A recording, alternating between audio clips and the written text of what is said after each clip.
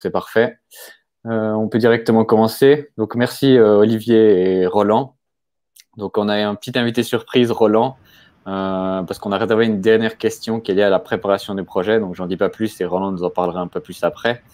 Pour faire encore les petites introductions par rapport à ceux qui sont présents. Donc, du coup, Olivier, président d'IRH Partner, et Roland, qui est un directeur de projet SIRH au sein d'IRH Partner et qui nous partagera également son expérience pour la préparation sur le projet.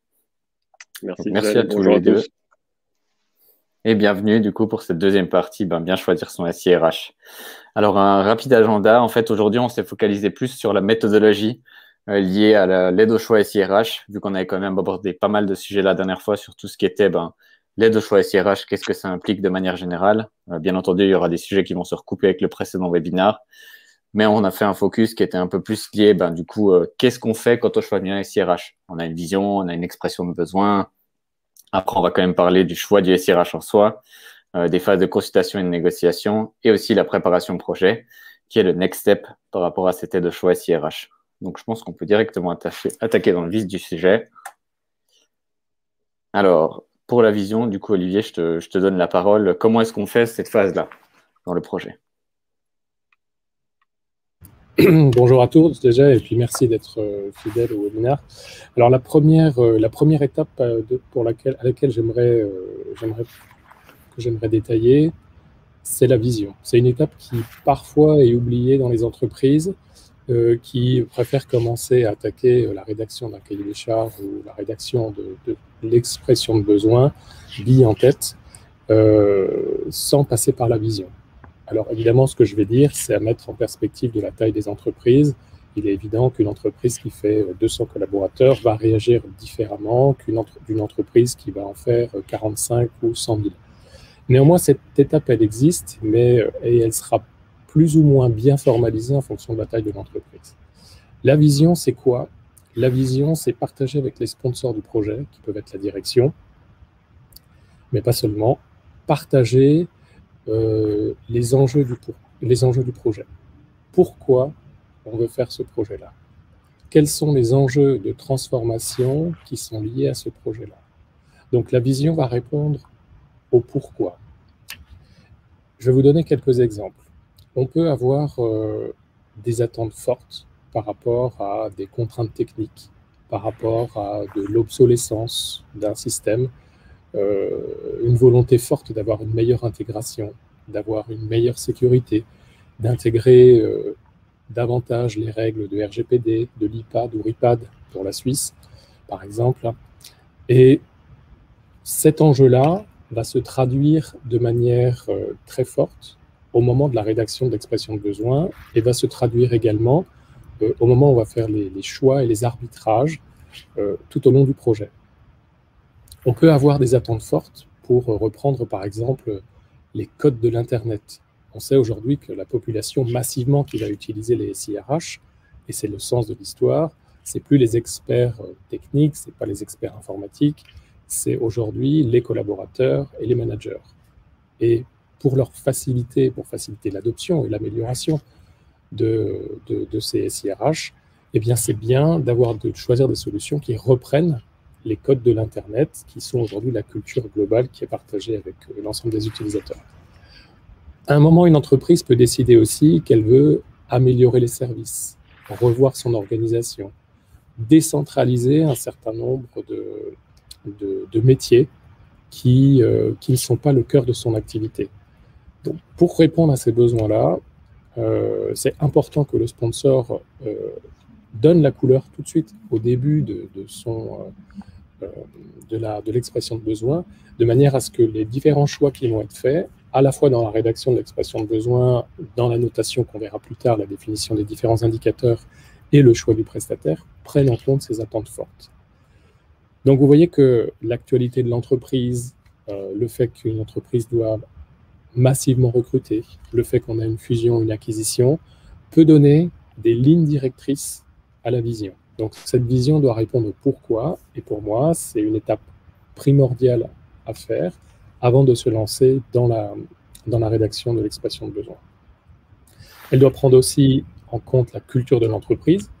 Alors un point qu'on oublie souvent, lorsqu'on a des déploiements sur plusieurs pays ou sur plusieurs filiales, on sait en général si l'entreprise est plutôt du style laisser faire les filiales et prendre en compte un certain nombre de spécificités locales, ou plutôt dirigiste et propose de mettre en place un seul corps modèle.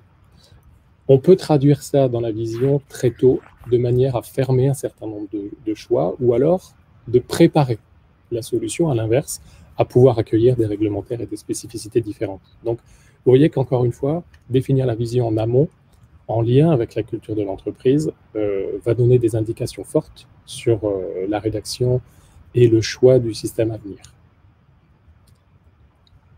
Donc, bien répondre au pourquoi avant de s'intéresser vraiment au comment. C'est ça le message. OK.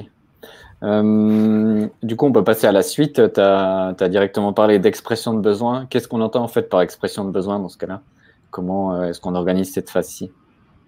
Alors, une fois qu'on a la vision, les lignes directrices, une fois que l'entreprise s'est exprimée sur les attendus du SIRH, faciliter les recrutements, améliorer la marque employeur, remettre le collaborateur au cœur des process RH, décentraliser un certain nombre de process, etc. Une fois qu'on a cette vision, on va écrire l'expression de besoin qui est associée. L'expression de besoin qu'on appelle plus communément aussi le cahier des charges. Alors, ce travail qui est fait avec les équipes n'est pas une simple description de l'existant. On ne va pas décrire essentiellement l'existant.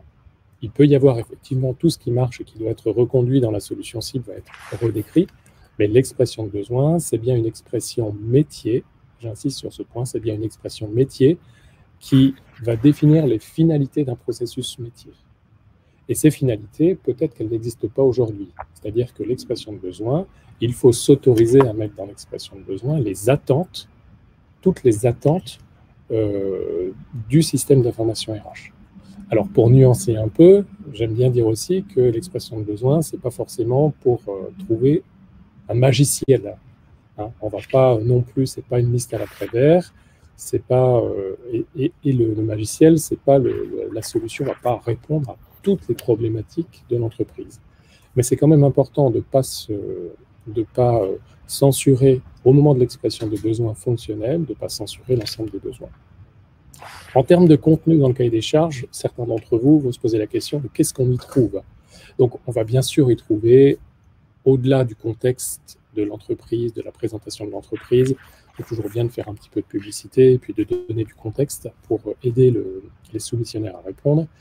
On va trouver évidemment toute la description fonctionnelle. C'est là qu'on va décrire les différents processus de recrutement, de formation, de paye, de GA, de GTA que vous voulez implémenter avec la solution.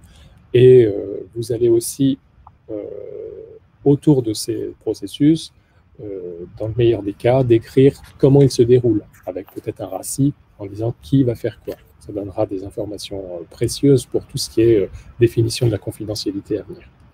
Vous allez définir aussi un point très important aujourd'hui, c'est tout ce qui est service offert aux managers et aux utilisateurs. Aujourd'hui, on ne fait plus un SIRH sans se préoccuper préalablement de tous les services qu'on va donner à nos utilisateurs pour placer l'utilisateur au cœur des systèmes. Donc, c'est important de décrire tous les nouveaux services qu'on veut ouvrir. On va aussi parler de la gouvernance des données, point beaucoup plus technique, mais qui est important aussi, qui consiste à décrire les applications qui vont être maîtres sur les autres. Ça peut avoir des impacts très forts, des impacts techniques forts. Certains SIRH du marché pourraient ne pas répondre si vous avez des modèles de gouvernance de données qui sont un petit peu pointus. Donc, c'est important que la gouvernance de données, décrire très tôt où on va saisir prioritairement les données et quels sont les autres systèmes qui vont être esclaves, hein, le classique maître-esclave. Donc, quels sont les autres systèmes qui vont être esclaves, va vous permettre d'avoir des informations précieuses sur la complexité des interfaces et la quantité d'interfaces à mettre en place. Donc, la gouvernance des données, c'est un point qu'il faut statuer le plus tôt possible dans le projet, d'autant plus qu'il peut avoir des impacts très importants sur l'organisation déjà mise en place. Mais je reviendrai sur ce point. Ce que vous pouvez mettre aussi en termes de contenu, c'est évidemment des indicateurs de pilotage, parce qu'aujourd'hui, on fait un SIRH et son objectif, c'est qu'il soit performant et qu'il rende un service à l'entreprise. Donc, avec des indicateurs plus performants, on améliorera aussi le pilotage de l'entreprise.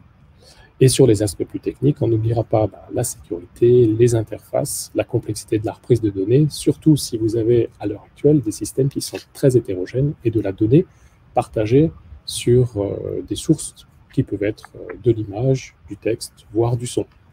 Voilà. Alors, je précise aussi dans l'expression de besoin, attention aux sujets qui nécessitent des préparations en amont. Afin de permettre aux soumissionnaires d'établir ces charges, c'est bien aussi de pouvoir donner très tôt dans le cahier des charges ou l'expression de besoin un planning ou un début de planning qui va être évidemment challengé par les soumissionnaires. Les ressources dont vous disposez, ça va lui permettre aussi au soumissionnaire d'estimer, lui, la quantité de ressources qu'il va pouvoir mettre en face en accompagnement de votre organisation. C'est bien aussi de dire si vous avez a priori un intérêt tout particulier pour démarrer avec un site pilote ou démarrer plutôt en big bang. La charge à estimer n'est pas la même pour un soumissionnaire, l'effort à faire n'est pas le même dans la durée.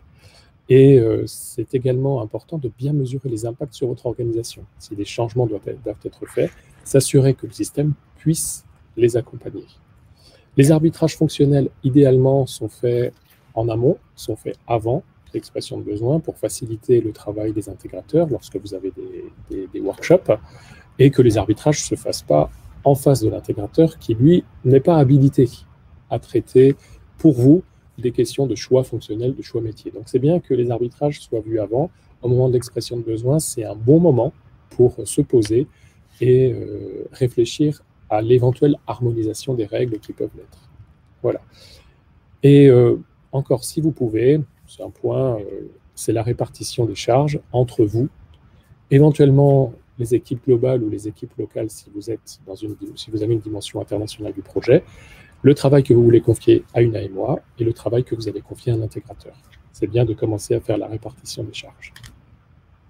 Donc, si je comprends bien, plus on a un cahier des charges en fait détaillé, mieux c'est pour l'entreprise parce que c'est exactement ce qu'elle va faire, mais c'est aussi bien pour les soumissionnaires afin qu'ils vous proposent un budget qui est en adéquat avec ce que vous voulez. Voilà, et ça permettra aussi de lever plutôt dans le projet les éventuels problèmes d'arbitrage fonctionnel, métier, qu'on retrouvera de toute façon durant le projet. C'est bien de les voir avant et de passer le temps nécessaire.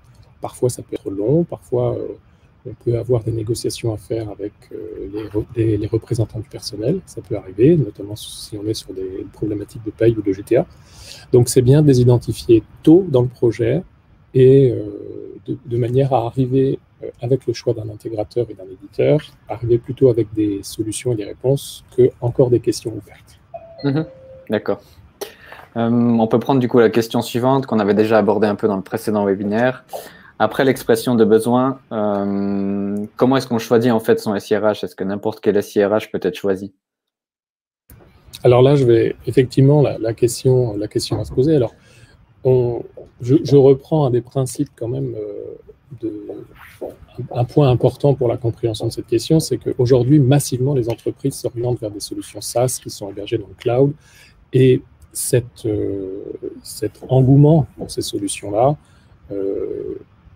permet aux éditeurs de proposer des solutions qui soient abouties d'un point de vue fonctionnel, des solutions qui soient plus stables parce qu'elles sont partagées avec l'ensemble des clients d'un éditeur. Avec des solutions plus stables et plus abouties, on a ouvert un certain nombre de champs, le champ des possibles qu'on n'avait pas avant. Les coûts sont moins élevés, l'implémentation des projets est beaucoup plus rapide, les phases de recettes sont beaucoup moins longues et l'appropriation et l'adoption est facilitée parce que ces solutions reprennent les codes de l'Internet. Donc, on a aujourd'hui des solutions qui rendent le service, mais pour autant qui ne vont pas convenir à toutes les boîtes. Le premier point, évidemment, c'est la taille de l'entreprise. On ne va pas, lorsqu'on a une entreprise de 200, 500 personnes, on ne va pas avoir les mêmes attentes en termes du SIRH qu'un grand groupe du CAC 40. En termes d'ergonomie, On a aussi la possibilité de choisir des solutions qui sont plus jeunes aujourd'hui, qui ont été développées avec davantage en lien avec les codes et la culture Internet que des solutions hégémoniques qui ont aujourd'hui vécu, qui ont 30, 40 ans d'expérience et qui sont moins, qui ont un UX qui est moins performant que les nouvelles solutions. Donc, on peut aussi s'interroger sur le scope du projet. Si vous avez un besoin qui est essentiellement paye, GA ou GTA, vous avez des acteurs du marché qui répondent spécifiquement à ces besoins-là. Si vous avez un besoin plus large de talent management sur du recrutement, du comp and ben, des plans de succession ou autres, vous avez des acteurs qui répondent mieux. Donc là, on pourra faire le choix. Donc là, tous les CRH ne répondent pas de la même manière à votre scope de projet. Et une complexité supplémentaire sera de savoir si, pour répondre à l'ensemble du scope, vous voulez une seule solution ou plusieurs solutions. Donc là, on est plus sur une problématique dite best of breed versus système tout intégré, qui va aussi orienter les choix le choix de certains éditeurs qui sont plutôt des acteurs de niche, plutôt que des acteurs de tout intégré. Voilà. Donc là, on a cette problématique-là qui rentre en compte. Voilà. Ce qu'on peut dire aussi, c'est que tous les acteurs du marché aujourd'hui ne se valent pas sur les mêmes domaines. Il faut savoir que tous les éditeurs ont commencé avec un seul module. Un jour, ils étaient petits. Et ils ont grandi, et après, par opportunité, ils ont pu faire l'acquisition ou développer de nouveaux modules. Mais tous les éditeurs ne sont pas bons sur tous les modules. Voilà.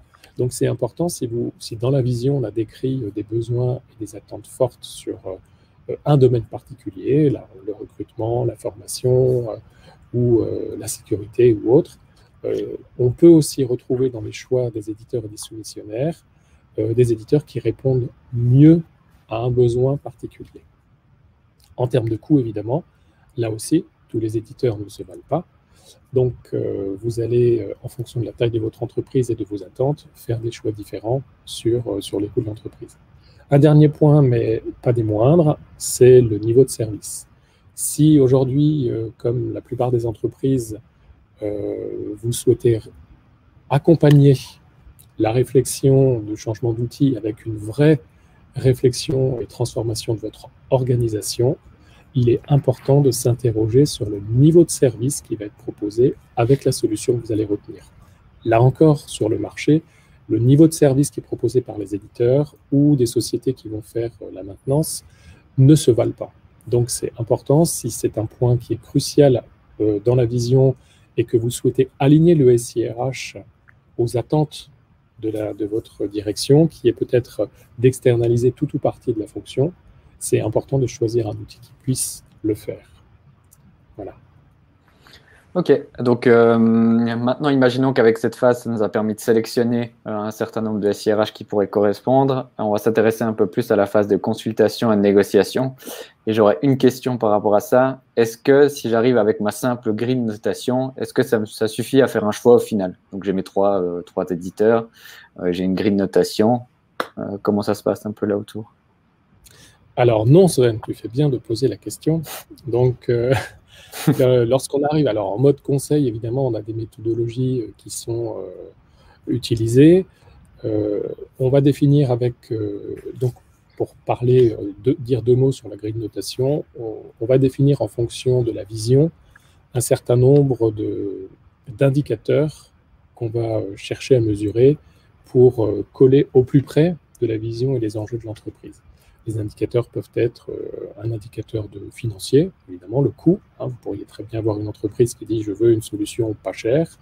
Vous pouvez avoir des indicateurs sur l'ergonomie, sur la robustesse de la solution, des indicateurs sur le niveau de service ou la maintenance qui est proposée, etc. Donc, on va définir avec les clients un certain nombre d'indicateurs qui s'appuieront sur la vision de départ. C'est pour ça que je vous dis, la vision, on va la décliner à plusieurs moments, autant dans la conception que dans le choix. Donc, c'est un moment important, une étape importante du projet. Lorsqu'on a défini des indicateurs, on va leur donner un certain poids et pour pouvoir mesurer les choses de manière différente. On pourra, par exemple, donner un poids plus fort aux aspects techniques ou au coût si ça répond à un enjeu de l'entreprise. Et à partir de ça, lorsqu'on va organiser la notation, en général, on a deux phases. Donc, je vais un petit peu vite, mais en général, on a deux phases. Une première phase, c'est l'examen des réponses écrites qui va être faite par l'ensemble des soumissionnaires. Et à partir de l'ensemble des réponses écrites, on va avoir une première grille de notation qui devrait nous permettre de sélectionner, de mon point de vue, au maximum 4 solutions. Je ne conseille pas d'aller à plus parce qu'après, ça rend les négociations très longues et très difficiles. Lorsque vous avez identifié le nombre d'acteurs qui correspond le mieux à votre besoin, évidemment, arrive la phase de soutenance. On va convoquer ces acteurs-là pour pouvoir voir en vrai la réponse et la solution qu'ils proposent. Idéalement, quand vous les convoquez, vous leur donnez un scénario à dérouler qui reprend les problématiques les plus importantes de votre entreprise pour vous assurer véritablement que les points qui sont importants pour vous soient dûment traités. À ces deux moments-là, vous avez des phases, des fameuses grilles de notation qui vont vous permettre de noter les indicateurs et puis vous allez pouvoir classer les solutions entre elles. La question donc, est-ce que cette grille de notation suffit et est-ce que le numéro 1 qui va sortir, c'est la solution que vous allez acheter? Eh bien non. Malgré la grille de notation qui est très factuelle, qui est très empirique, il y a toujours beaucoup de facteurs exogènes qui viennent, on va dire, perturber cette notation et cette priorisation des acteurs.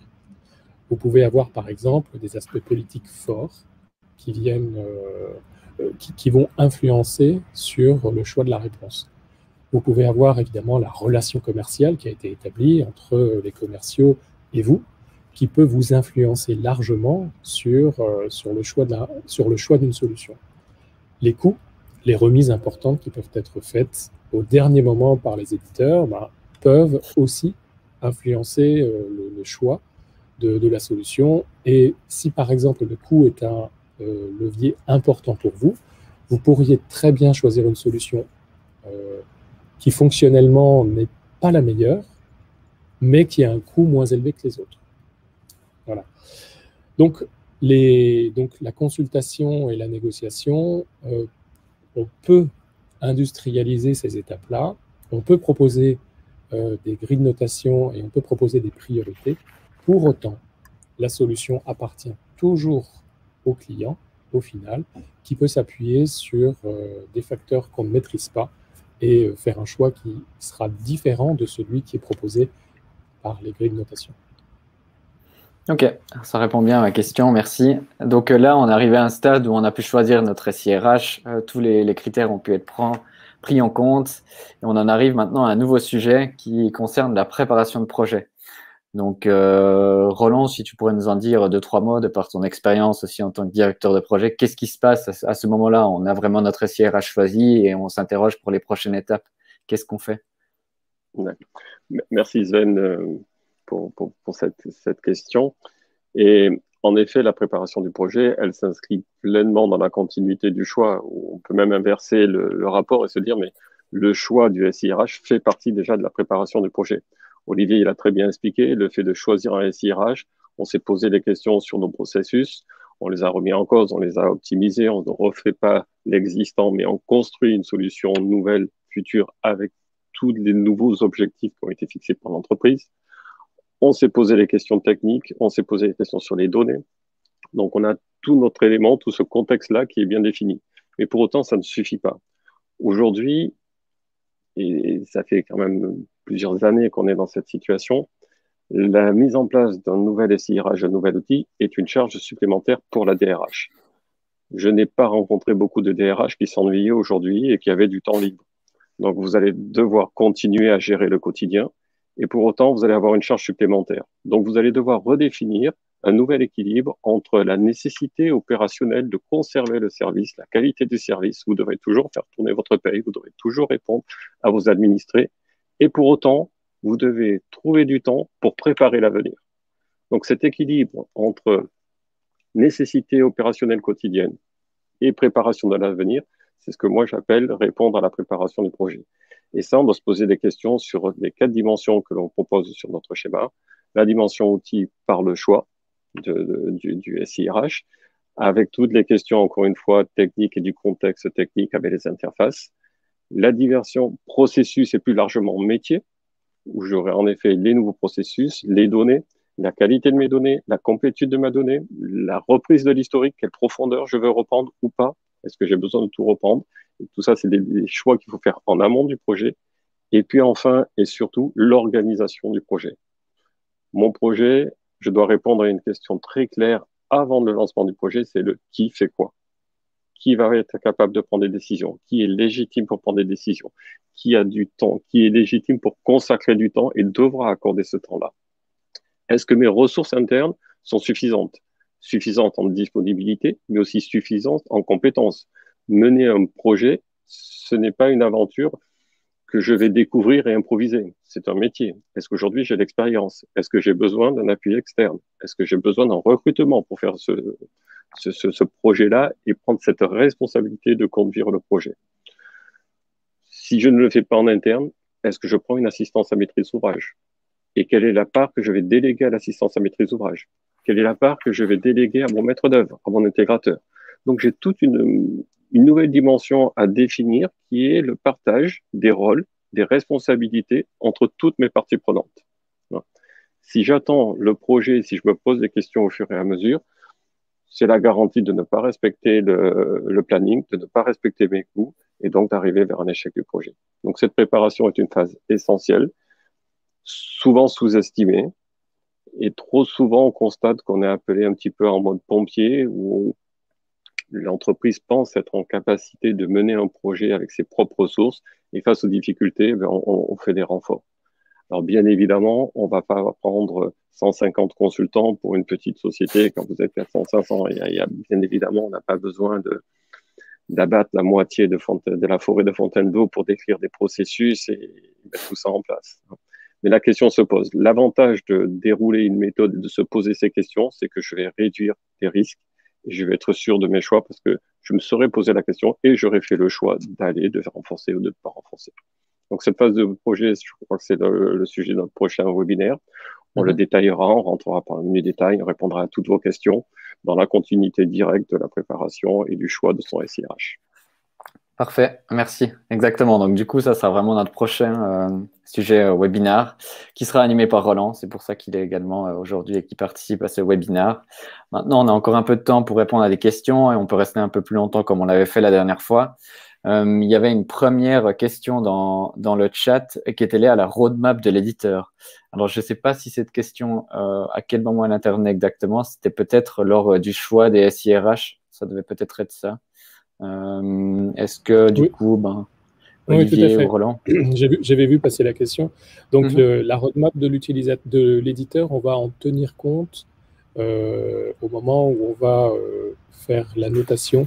On va prendre la grille de notation. On peut avoir un pavé sur pérennité de l'entreprise, roadmap de l'éditeur, pour voir quelles sont les fonctionnalités qu'il a prévu de développer.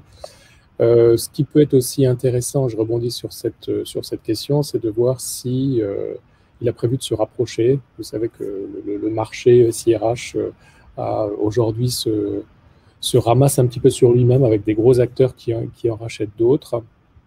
Donc ça peut être intéressant de savoir au travers de la roadmap si le choix peut-être du best of breed que vous avez fait pour son côté expert et son côté plus petite entreprise, s'il va se faire racheter par un plus gros. Donc ça peut être aussi à ces moments-là qu'on s'interroge. Donc les nouvelles fonctionnalités, les rachats en perspective ou pas, et les rapprochements avec d'autres boîtes.